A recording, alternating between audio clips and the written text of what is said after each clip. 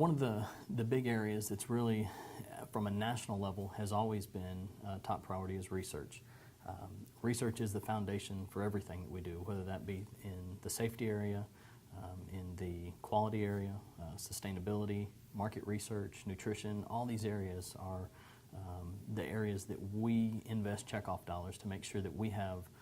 the correct information, science-based information, to be able to make decisions with. So from a national level, research has been going on for a long time. At the state level, we've been able to do a little bit, but because of the state checkoff now, we have been able to greatly increase our research budget and be able to fund projects from universities here in Texas, and are actually really looking forward to being able to help answer some of the questions and some of the issues that are very specific to Texas that quite frankly wouldn't get answered on a national level because they're not a national priority.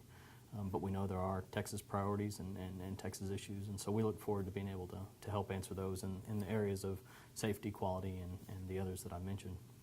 So research is extremely important, and it's, like I said, the foundation for everything we do. One of the most important, if we look at national research, one of the most important projects that was ever done was the muscle profiling study, which took place back in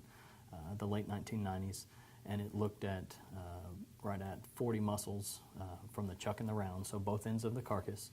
And because those muscles were lower in value, it really looked at those and tried to get all the data it could on those cuts, on those muscles, and figure out how they could be utilized in a different way. And so it's been really interesting to see how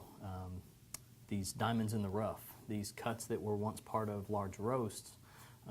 were able to be pulled out and have value added to them because now they're a better steak item. They're better for the grill than what that roast was at one time. And a perfect example of that would be the shoulder tender or the flat iron that came out of the shoulder clod. It used to be a big shoulder roast, and now it's a smaller, very lean roast, very good roast, and we're able to pull out two other muscles, one of which is the second most tender muscle in the whole carcass, that has added lots and lots, millions of dollars in value each year to the retail and the food service segment, and then on back to the producer, because we did the research back in the 90s, figured out what that cut was, and started separating that out differently from the carcass. So it's been a very big success, both with the chuck cuts from the front end and the round cuts from the back end, and has really helped to add value. If you look at the front end of the carcass from the chuck, it's added over $70 of value just from those cuts alone per head for every fed steer heifer that's slaughtered. So it's been a very good investment in research in that category.